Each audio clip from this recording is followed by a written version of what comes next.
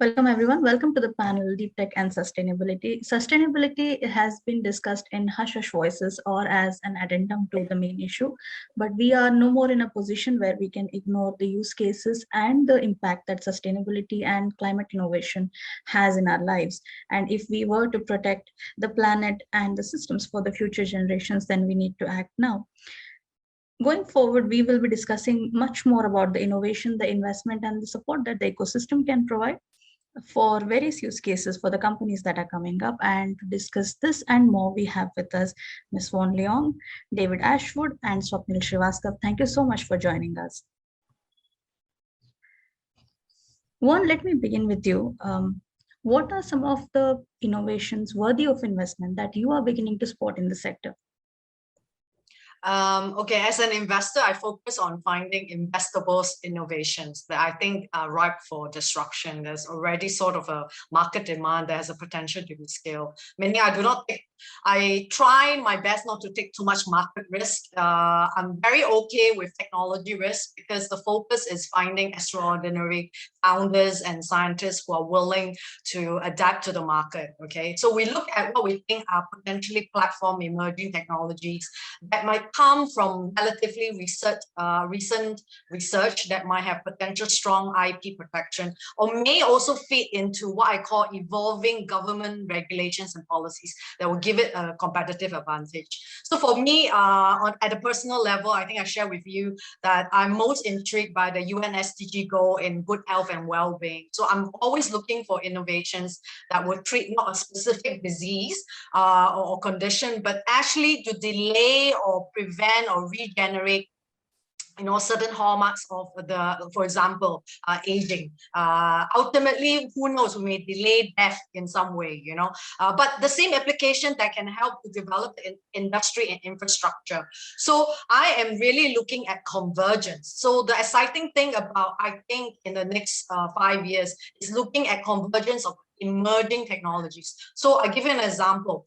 That might be AI with blockchain, AI with biotech and blockchain, that sort of a interoperative type of technologies that might have wider potential for wider global applications. So I give you an example. One of my portfolio companies, Rejuvenance, because they are very focused on longevity applications. We just invested in endogenous AI-driven platform that combines stem cell research with very small molecular drug discovery expertise. And this is a novel small molecular approach that is gene independent that will help to develop regenerative medicine that can repair the tissues and organs, even for condition that's underlying genetic process. Now, this is very special because we're talking about a way to treat very specific diseases like something like a retinitis pigmentosa, which is a progressive way to lose your vision, which I think affects more Indians, 1 in 376 population versus globally 1 in 4,000 in Western populations. So what that means is that with the stem cell biotechnology, it could be early stage. It might require extensive research, but now with the new AI tools and the way we look at the treatments, this whole convergence is very sexy to us because that application with now also the nanotechnology that could isolate the cells and purify the cells and differentiate the cells. All this combination can not just look at regenerating diseases, but also bring new genes to the cells and the blood.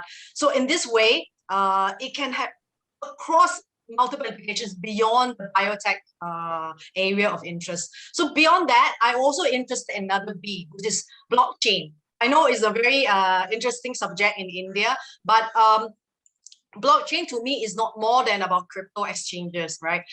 In fact, with the focus on ESG, sustainability, and climate change, we are now thinking about, how do you greenify and make blockchain sustainable? So I'm actually looking out for emerging technologies that will do just that, to actually promote trust with the government, but at the same time, will increase the sustainable approach in using blockchain because it's here to stay. you like it or not. So one of my portfolio companies, HydroX, has now gone into what they call greenifying crypto exchanges.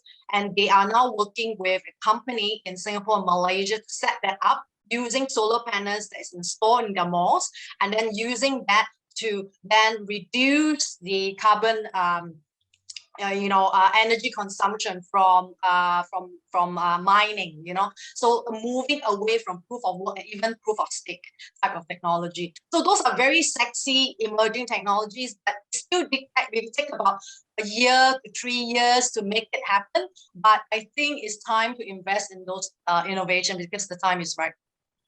David, can you elaborate on how DeepTech plays an important part in realizing the sustainability goals and where it comes in? What are the interesting use cases that you are spotting in Germany?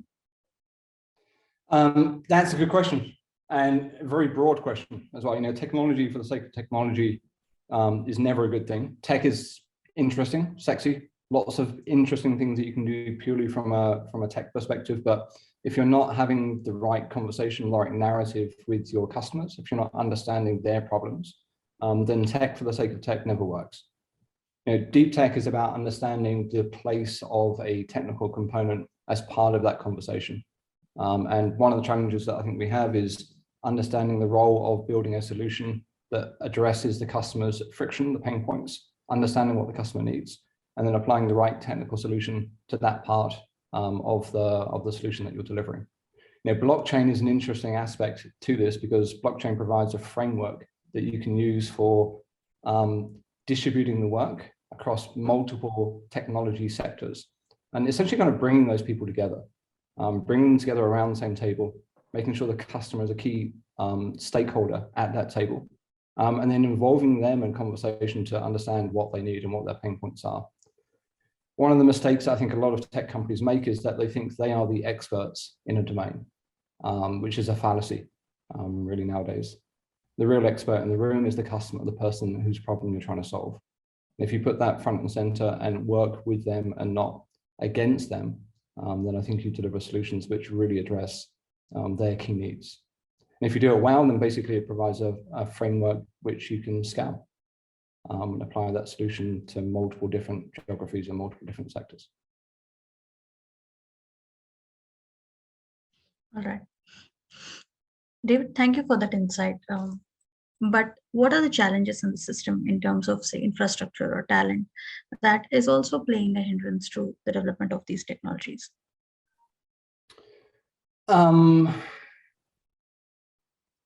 Often I find that when you bring teams of people together to help solve problems, they focus purely on the tech.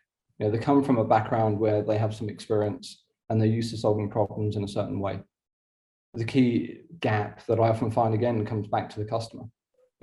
Understanding the customer is not about having research groups that go out and kind of do questionnaires and try to understand from an abstract perspective what issues they're facing. The true success with tech and with people and building teams to solve problems is bringing the customer into the room, making sure they have an active voice, and then working directly with them to get their feedback, and then you deliver a solution which directly addresses their needs today, and then provides a framework by which you have an open conversation tomorrow. Got it. Got it. If you can give an investor's perspective on the same, what are the barriers in funding that you spot for sustainability use cases today? Where do you want to start? There's too many obstacles, especially for those people who are fundraising, right? But I think apart from the knowledge or talent areas that you talked about, I think the main problem with fundraising is the friction along the investment cycle or the chain, because there's a lot of mindset and investment model that biases against, say, for example, deep tech or sustainability. So I give you an example. Currently, most of the VC funds, the way they are incentivized, compensated, the size of the fund or the lifetime, from a 6 years return to a 10 years return. typically are not patient enough to invest in deep tech, right? They rely also more the traditional, blueprint or the mapping of or modeling of financial of ICT type of technologies, which is more looking at lower technology risk but high market risk. So they're not willing to take the risk on technology that's not been proven or which is still emerging. So and the teams, a lot of times they are more finance trained. They are not scientifically or engineering trained, so they do not have the expertise to understand the technology. But also similarly, as David has said, I think the beauty of deep tech is problem oriented. So sometimes a lot of the time the VCs are also not have the deep understanding of the problems, right, you want to solve. So going back to what Swapnil was talking about, why people are not investing so much on water, because water is too hard a problem to solve, and to understand the whole complexity, from the ecosystem to everything you need to solve with the water, has got to do with the whole political, social, economic, as well as the technology structures in order to solve those problems. So VC as a structure itself, as a market itself, is the biggest barrier. The other barrier is that even for private equity funds, it remains as outside the risk profile and the deal flow. They're not very visible and have access to those deal flows, even though that actually a lot of their current portfolio companies would have a lot of risk factor. They might get disrupted by these emerging technologies. And mainly because that their LPs, their limited partners, remain very risk averse towards deep technology. They prefer to invest in big names, rather than emerging ones. So, and if you talk with most deep tech ventures that do very well, and very successful, there's a common pattern. They tend to partner with corporates. So the corporate ventures partners or in product development or in commercialization cycle are very limited. They are the very usual suspects that go into corporate venturing and actually corporate innovation. And even then, their own companies may not even absorb this external innovation into their company. So that also restricts their flow and their funds into emerging technologies. So there's a lot of pain points, but I think what I'm trying to say is that we will talk about growth later, right, about the deep tech industry. But I think what the main thing I want to say is that there's a lot of barriers, but the appetite for risk has been increasing because of the wealth concentration. Once you see more entrepreneurs who has gained success in the digital world, they then now ask what kind of society and the world we want to create. So now they are not a lot more invested into deep tech. So you see the PayPal mafia are now going to deep tech. Microsoft, millionaires are going to deep tech. So there is that attraction now. So that is a positive, but then we need to be aware of the ecosystem barriers. Thank you, Juan. Thank you. Swapnil, what are some of the mid and long-term changes do you see in the sector? And what about the scalability of the business model as well? Sure.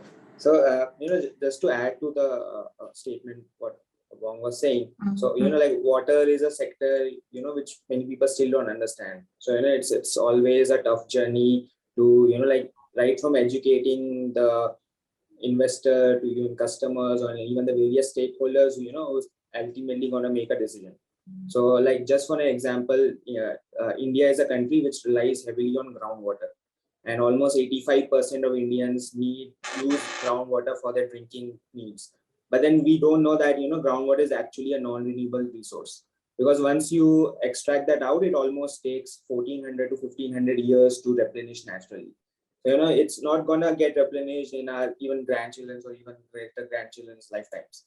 So, those are the aspects which, the customer, consumer, government, corporates still need to understand. And I think corporates or, when there's this tie-up between corporates and startups, I think that's also, like a great combination when new innovations could actually come out. So even in the development cycle, like how we start from the initial journey of, the ideation and even the R&D part, I think, like as one was saying, there's still a lot of, like resentment from venture capital or even private equity funds, because there's a lack of understanding as well as the timeline like the time and effort which goes into those initial development might be, almost 3 to 5 years, which is almost like the fund cycle for a normal VC fund. So, that creates, then you need really understanding VC. So in India, we were able to, like recently raise funds from Specially Invest, and they have been, one of the leading deep tech VCs in India who are investing in hardware. So we need, more such investors coming in, more such partnerships happening. So corporate innovation definitely plays a role. And from the business model side and scalability side, we think, many of these deep tech innovations, if you're finding, the right problem to solve and you're starting with a niche, then you can definitely, take a big share and grow rapidly in that niche first. And then, it always takes more time to bring those systemic changes, because when you look at sustainability in, holistically, you have to, change or press many levers, and then only you will see the long-term change you want to, you actually envision at the start when you start, working on an idea or a company.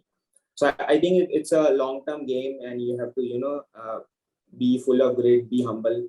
And from this scalability side, as I said, like we need to, first conquer a niche and grow from there. And I think that is pertinent to how maybe some of these deep tech startups can grow in the sustainability space. Got it. Got it. Thanks, Swapnil. I would like to thank all the panelists for taking time out of their schedule and giving us these amazing insights and action points for the sustainability sector. We look forward to more developments, investment, and talent coming in from various geographies. Thank you so much, everybody. Thank you. Thank you, Ashwood. So we have with us Mr. Shyam Menon, who's partner of Bharat Innovation Fund. Welcome, Shyam. Welcome to the panel. Thank you. Shyam, what are the innovations that's worthy of investment that you're beginning to spot in the sector of sustainability? Thanks, Ashwin, for the opportunity to connect here. So if you look at sustainability, and I mean, in fact, if you look at a broad overall area of climate and sustainability, the areas where the opportunities are available to invest in broadly fall under two categories: sustainable production and sustainable consumption. If you keep a very high level view of where the opportunities are, because you have to create products in a sustainable fashion, and then there is the consumption pattern of how do you consume something more sustainably. So you've got two elements to it. So you have opportunities on both parts of it. And especially you're looking for ways to produce something which uses lesser carbon, lesser energy, lesser water, with overall resource efficiency. And similarly, how do you make consumers more aware to consume things that are developed in a more sustainable fashion? So how do you even work with consumer behavior and enable them to consume things that are developed in a more sustainable fashion? So these are the two areas in which you operate: that's sustainable production, sustainable consumption.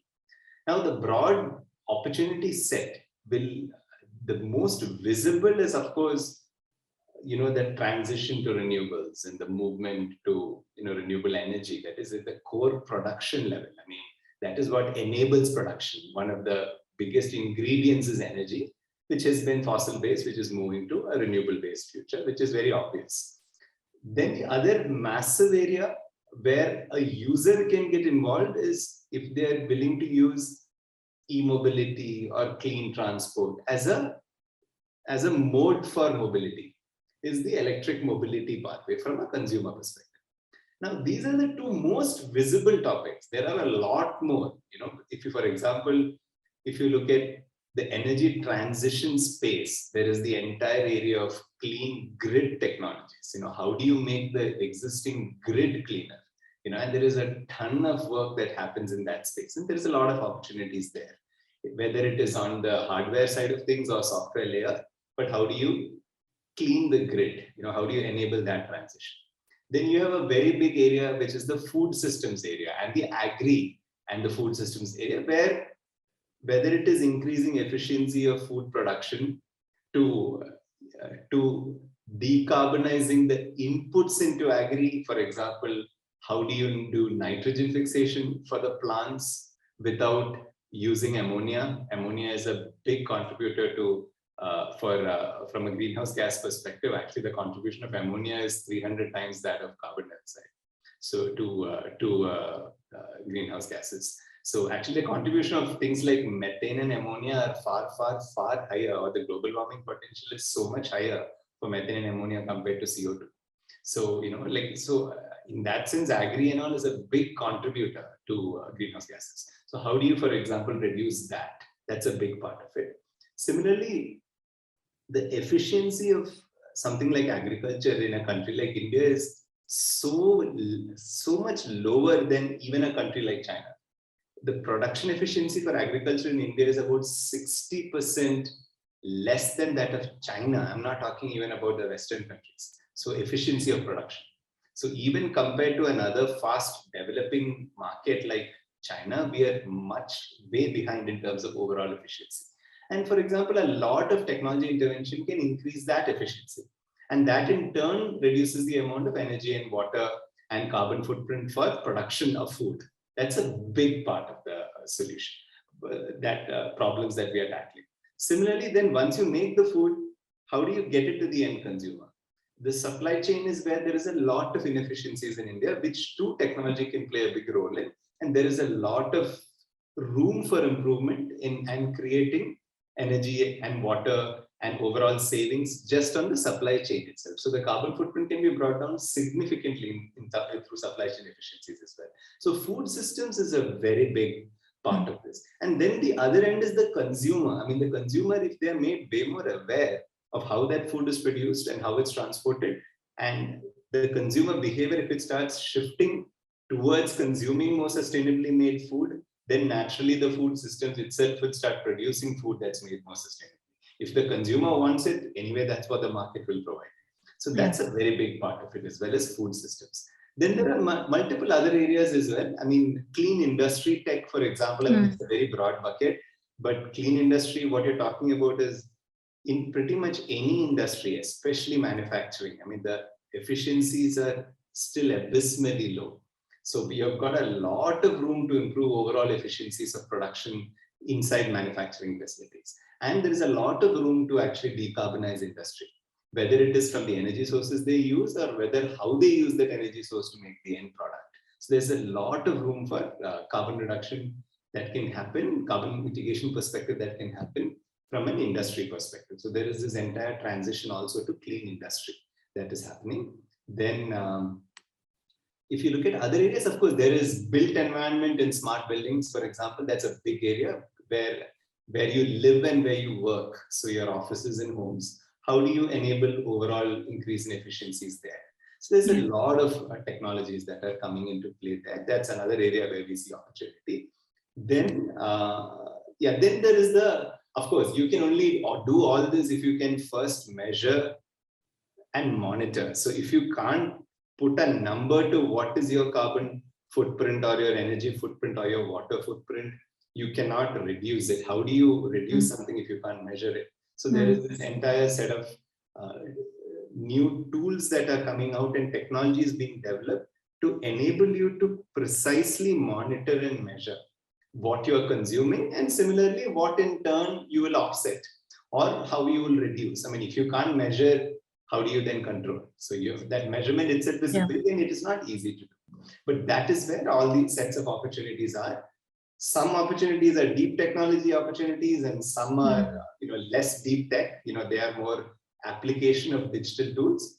But you have opportunities that go across the board in all of these areas. But these are the broad areas where, from a sustainability/climate perspective, we see opportunity, and we go through the opportunity set when we look further. If I have to ask you to identify some of the barriers to funding in sustainability as compared to other deep tech domains, what do you think they would be? So the issue in sustainability is there's a lot more hardware involvement compared to software for many areas. So whether you're talking about, you take something like e-mobility, I mean, it's not a few lines of software code that you are working on. You need a vehicle. You need battery systems, you need charging infrastructure. So it's not just an enterprise SaaS tool you're talking about, it's an entire mobility infrastructure. So you need everything in place. So it's a question of how much of all of this can a startup do? How much of it can venture capital address? Everything may not be possible. I mean, there are things that a Tata Motors or a Mahindra can or a Bajaj can do so much better than a startup can. And there are areas where startups can out-innovate any of the large existing domestic or international big players any day. There are areas where they will be far better. So it's a question of figuring out what is better done by incumbents and large players, what is better done by startups, and where we see the opportunity set and how we play it. Now, in areas like energy storage or charging infra or electric mobility OEMs, these are long gestation, capex intensive areas. There are opportunities in that ecosystem which may be less capital intensive, but on a high level, these are capital intensive long gestation areas. So the kind of capital that comes in needs to understand that it is long gestation area, and hence the amount of capital that can come into such spaces tend to be lower typically compared to a consumer tech or an enterprise SaaS play. Because end of the day in enterprise SaaS or consumer SaaS, once your code is prepared and there is a value for that code in whatever end use there is, everything else you're layering on top of an internet which has already been developed. So the distribution costs, etc., is practically zero. But that is not how it works when you're trying to build a hardware product. Not only do you have the effort and capital expense to build it, then you have to supply it, logistics, transport, distribution, maintenance, servicing. Everything is a lot more complex in nature compared to a pure internet-based software solution. So how do you manage all of that is the complexity, and hence you need capital that is willing to take that plunge. But the upside can be massive over the course of a decade to two. It's a question of is there staying power for the capital to play out that timeline. And we are in a good time in terms of the interest in these technologies from institutional investors as well as end consumers. There is an acceptance of the fact that the way we've been living till date is not sustainable, and there is a need to transition, and hence there is more capital willing to look at slightly longer gestation, harder problems compared to what it was, and there is an interest. It is slowly building. But till date, the capital is mostly still focused on Western countries. Most of that capital is still focused on Europe and North America, not necessarily India. But over time, we are expecting that to shift basis all our conversations with large institutional investors, that their focus will also start moving towards India. Give it another year or 2 to 3. And in this timeline, we are also expecting Indian institutional investors, financial investors, and corporates to actually start their transition plans as well towards a low carbon future. And hence, we expect them also to start getting more interested in backing innovators in India, developing solutions here. Which of them, all of these solutions will survive, the market will decide. And we have to be very careful about what we pick and choose to back. But that overall transition is now pretty much happening. There is no question anymore that the transition to a more sustainable future is happening because people don't see a choice now. There is climate change is visible for everybody. In terms of extreme weather events, etc. So nobody is questioning the theory of it anymore. It's more the financing of it that is being sorted out. Thank you, Shyam. Thank you for taking time out for the panel and giving us these insights. In fact, you covered everything, the challenges and the opportunities and the growth and the changes that are going to come in the sector. And hopefully we'll see a lot more innovation and capital rolling in for sustainability. Thank you, Shyam. Thank you very much.